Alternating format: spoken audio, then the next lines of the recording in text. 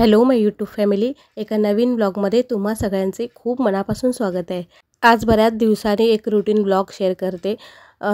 Routine blog म्हणजे ना फारच कमी येत आहे सध्या आणि त्याचं बरीच कारणं आहेत। एनिवे आजचा ब्लॉग आपण कंटिन्यू करूयात। मी चालली आहे मुलाला घेऊन स्विमिंगला आणि सुट्टीच्या दिवशीच त्याला घेऊन जाणं पॉसिबल होतं, कारण एरवी शाळा असते आणि शाळा सकाळची असल्यामुळे आणि तो स्विमिंगचा टायमिंग मॅच होत नाही। त्याच्यामुळे जेव्हा जेव्हा पॉसिबल असेल ना तेव्हा स्विमिंग चुकवत नाही, कारण त्याला बरेच हेल्थ इश्यू होते।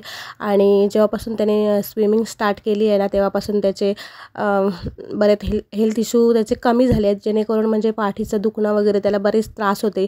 डॉक्टरने तर मला फिजिओथेरपिस्टकडे जायला सांगितलेलं, फिजिओथेरपी करायला सांगितलेली, पण मला एका डॉक्टरने दुसऱ्या ज्यांच्याकडे की आम्ही नेहमी जातो त्या डॉक्टरने मला सांगितलं की तुम्ही त्याला असा एखादा चांगला स्विमिंग नाही तर डान्स वगैरे असा एखादा एक्सरसाइज पूर्ण बॉडीची होईल असा व्यायाम लावा करायला, जेणेकरून ते सगळा प्रॉब्लेम मुळापासून नष्ट होतील। आणि त्याला मी जेव्हापासून स्विमिंग लावलं ना तेव्हापासून खरंच चांगला फायदा मला दिसून येतो आहे। त्याला जन्मापासून पाठीला त्याच्या पोंग होतं आणि त्याच्यामुळे त्याला ना बसल्यावर खूप पाठ दुखायची, पाठीचा दुखण्याचा बरेच त्रास होते, पण जेव्हापासून स्विमिंगला जायला लागल्यापासून त्याची पाठ दुखायची बऱ्यापैकी कमी झाली आहे। आणि आता तो मला सारखं सांगत नाही की पाठ दुखते वगैरे असं।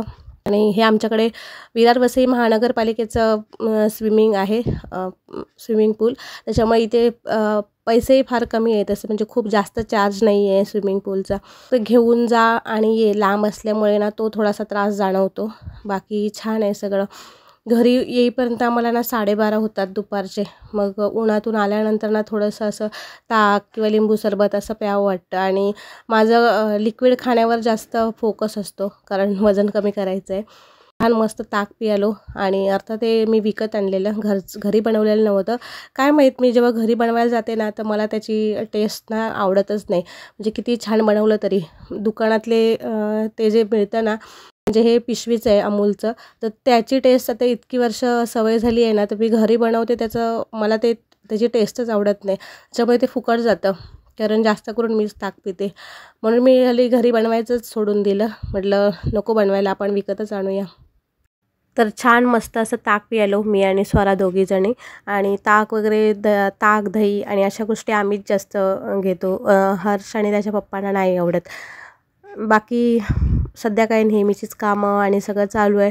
सध्या मी जरा काम कमी घेतलं आहे, 1 आठवडा तर घरीच होती तब्येत ठीक नसल्यामुळे, आणि त्याच्यामुळे बाहेर शूटिंग आणि असं काहीच सध्या घेतलं नाही 1-1.5 आठवडा। आणि मुलांचं पण ना कलाक्रीडा चालू झाल्या आहेत, त्याच्यामुळे त्यांच्या स्पर्धा विविध प्रकारच्या त्याच्यामध्ये लक्ष द्यायला लागतो। आता इथे ना मी हे करते, मसूरची डाळ, ही मसूरची डाळ आहे, ह्याचं पीठ करून ठेवते। काय होतं आहे, मुलगा जेव्हा स्विमिंग करून येतो ना तेव्हा त्याचा ना म्हणजे अंगाचा कलर असतो ना, स्किन थोडी काळवंडलेली वाटते, कारण ते क्लोरीनचं पाणी असतं, आणि त्याच्यामुळे ना तो दिवसेंदिवस मला असा त्याचा कलर खूप डल होतो आहे असं जाणवतं आहे। म्हणून म्हटलं हे मसूर डाळीचं पीठ आहे, हे रोज लावून जेव्हा स्विमिंगवरून येशील ना तेव्हा हे लावून आंघोळ करत जा, जेणेकरून जी बॉडी हे होते ती थोडीशी रिकवर व्हायला मदत होईल, थोडा तो टॅन जायला मदत होईल। ॲक्च्युली मी तिथे विचारलं, ते कोच असतात ना स्विमिंगचे, त्यांना विचारलं, तर ते काय बोलले, जेव्हा तुम्ही बंद कराल ना तेव्हा तुमचा जो कलर आहे ना नेहमीचा मूळ कलर तो तुमचा परत येईल, पण जोपर्यंत मी स्विमिंग करतच राहाल तोपर्यंत ते क्लोरीनच्या पाण्याचा इफेक्ट तो शरीरावर म्हणजे तो स्किनवर जाणवतो। तर म्हटलं मग आपण काय करू शकतो, तर म्हटलं हे असं मसूर डाळीचं पीठ करून ठेवते, आणि मग त्याच्यामध्ये थोडंसं बेसन दूध असं सगळं मिक्स करून त्याला आंघोळ करायला मी जेव्हा जातो ना तेव्हा देते। आणि अर्थात हे आपणही यूज करू शकतो आपल्या फेससाठी, स्क्रब म्हणून याचा फार छान उपयोग होतो, फेस मास्क म्हणून आपण याचा छान उपयोग करू शकतो। लेडीज लोकांना पार्लरमध्ये जाऊन महागडे खर्च करायचे नसतील ना तर हा उपाय बेस्ट आहे, एकदा तुम्हीही नक्की करून बघू शकता। लेडीज नाही जेंट्स नाही केलं तरी चांगलं आहे, ह्याच्याने काहीच ह्याचे साईड इफेक्ट तर काहीच नाही आहे।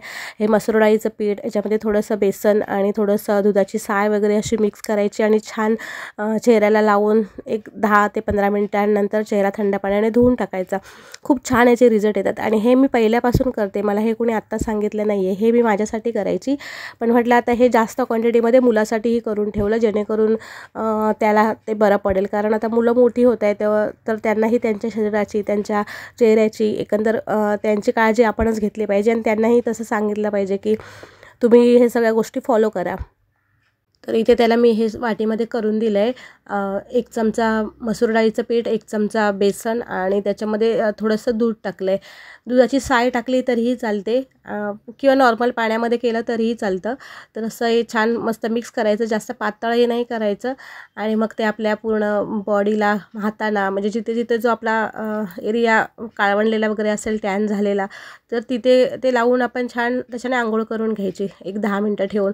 त्यानंतर दुपारच्या जेवणाला ना गवारची भाजी आणि चपाती एवढंच केलेलं आणि थोडंसं तूप वगैरे मला खायला आवडतं, असं चपातीला नाही लावलं तर भाजीवर वगैरे टाकून मी खाते। तर मी खाते, मुलालाही देते, त्यांनाही आवडतं। दुपारी आम्ही हलकं जेवण केलेलं। तर संध्याकाळी मुलांची फरमाईश होती की मम्मी आज भजी बनव, आम्हाला भजी खायची आहे। तर म्हटलं ठीक आहे, घरी आहे तर मग त्यांना जे हवं ते करून देणं आपलं कर्तव्य आहे।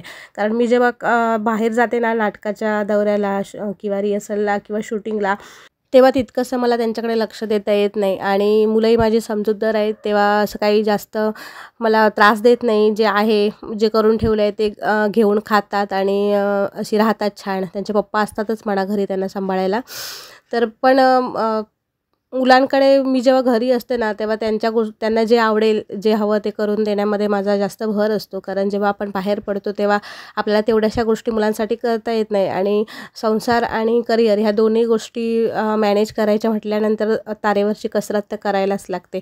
इथे मी कुकर लावलेला संध्याकाळच्या जेवणासाठी आणि एका साईडला भजी करत होती। भजीची क्वांटिटी खूप जास्त केलेली, जेणेकरून म्हटलं पोटभर खा, थोडंसंच नको खायला।